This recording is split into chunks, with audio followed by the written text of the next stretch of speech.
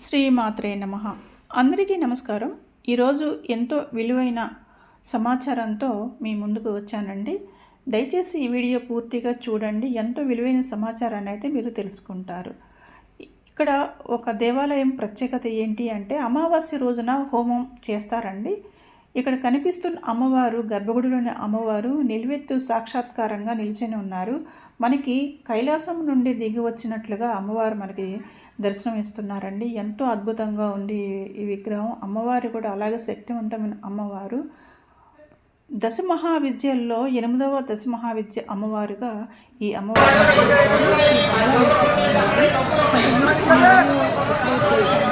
పూర్తి సమాచారంతో ఈ హోమం యొక్క ప్రత్యేకతలు కూడా మీకు తెలియజేస్తానండి. ఆడపిల్లలకి పెళ్లి కాకపోయినా ఆటంకాలు ఎదురొస్తున్నా, మగపిల్లలకి పెళ్లి కాకపోయినా ఆటంకాలు ఎదురొస్తున్నా కూడా ఇక్కడ పూజలు అయితే నిర్వహిస్తారట. అలాగే ఆడపిల్లలకి మంగళవారం పూట పూజ చేస్తారు, మగపిల్లలకి శుక్రవారం పూజ చేస్తారంటండి. అలాగే ఇక్కడ గుమ్మడికాయతో మనకి నువ్వుల నూనెతో గుమ్మడికాయలు నూనె పోసి ఒత్తులు వెలిగించి, అలాగే నిమ్మకాయలు కొబ్బరికాయలు పూజ నిర్వహిస్తారు. అలాగే మిరపకాయలు వేసి ప్రదక్షిణ చేయకూడదయ్యా, ప్రదక్షిణ చేయకూడదు. వారు స్వయంగా పూజ ద్రవ్యాలు ఇస్తారండి. పూజను ప్రత్యేకంగా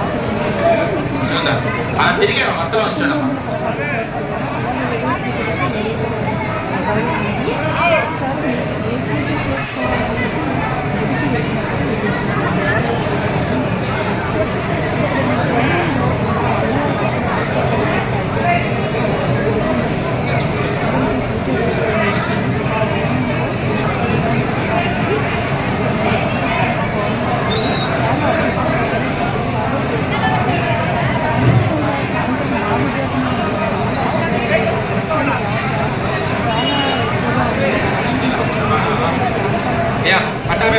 పంపించండి. ఈ హోమం యొక్క ఫలితం ఏంటంటే ఇంట్లో సమస్త బాధలు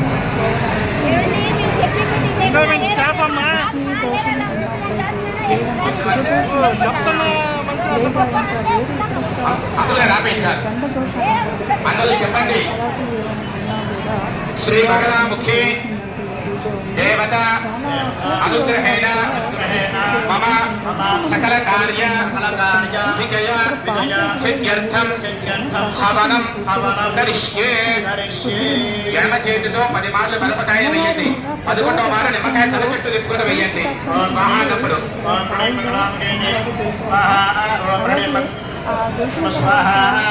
బగలాముఖీ దేవి నమః స్వాహా. ఓం హ్రీం బగలాముఖీ దేవి నమః స్వాహా. ఓం హ్రీం బగలాముఖీ దేవి నమః స్వాహా. ఓం హ్రీం బగలాముఖీ దేవి నమః స్వాహా. ఓం హ్రీం బగలాముఖీ దేవి నమః స్వాహా. ఇప్పుడు ఆ మిరపకాయని ఆ నిమ్మకాయ తల చుట్టూ దుక్కుని అందులో వేయండి. ఓం హ్రీం బగలాముఖీ ధర్మదుష్టానాం భాగం ముఖం పదోత్తం భయజిత్వా ఓం స్వాహా. ఆ పల్లెలకి వాలంటీర్ ఉన్నారు, ఆవిడకి ఇచ్చేసి అలా వర్షక్రమంగా వెళ్ళండి. ఇది వచ్చేసేటమ్మా. ఈ ఆలయంలో చాలా చాలా పాజిటివ్ ఎనర్జీ నుంచి వచ్చే ఇవి కూడా మనకి సుగంధ ద్రవ్యాలు వేస్తున్నాయి. వేరే ఇతర ద్రవ్యాలు వేసి ఎవరు కూడా ప్రదక్షిణ చేయడానికి వీల్లేదమ్మా. తర్వాత మాత్రమే ప్రదక్షిణ. దయచేసి ఎవరు ప్రదక్షిణలు చేయవద్దు. మనకి భక్తులకి గర్భగుడిలోకి ప్రవేశం ఉందండి. కొద్దిసేపు ప్రదక్షిణ చేయకండి, కన్నుల ముందుగా చూడాలి. ఇక్కడికి వెళ్ళాలి అంటే ఈ చంద్రుడు శ్రీ బలరాముడి దేవుడు బాపట్ల జిల్లా అంటే గుంటూరు నుంచి తిరుపతి నుంచి బస్సు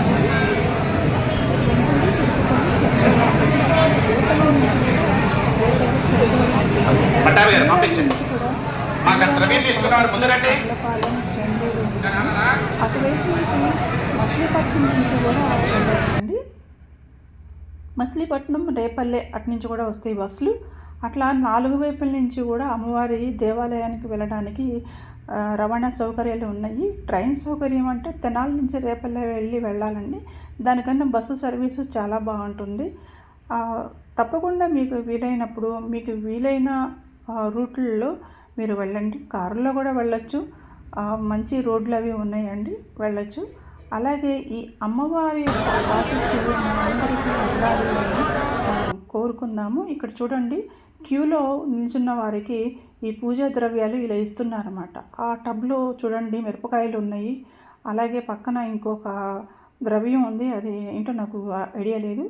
సో అలాగే తర్వాత కొబ్బరికాయలు, బయట కొబ్బరికాయలు కొట్టేసిన తర్వాత అక్కడ హోమం దగ్గరికి వెళ్ళి ఈ మిరపకాయలు, మిగతా అయితే నిమ్మకాయలు కానీ ఇంకా వేరే ఉన్నాయి అవన్నీ కూడా పూజ ద్రవ్యాలు హోమంలో వేయిస్తారు. చాలా అద్భుతంగా ఉందండి, చాలా బాగుంది, చాలా కోలాహలంగా ఉంది. ఇది ఇక్కడ కనిపిస్తున్నది బావి. ఈ బావిలో నుంచి అమ్మవారు వచ్చారు. ఈ బావిని మనం వెళ్ళినప్పుడు చూడొచ్చు. అక్కడ బోర్డు కూడా పెట్టారు.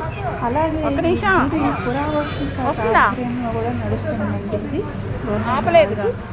చాలా చాలా అద్భుతంగా ఉంది. తప్పకుండా అందరూ వెళ్ళాల్సిన దేవాలయం, చూడవలసిన అమ్మవారు. అలాగే మనకున్న సమస్యలు కూడా ఏమైనా నివారించుకోవడానికి మంచి అవకాశం. అమావాస్య రోజు హోమం అంటే చాలా ప్రత్యేకమండి. అది కూడా దశ మహావిద్యల్లో అమ్మవారు 8వ దశ మహావిద్యగా ఉన్నారు కాబట్టి ఇక్కడ పూజలు ధన్యవాదములు.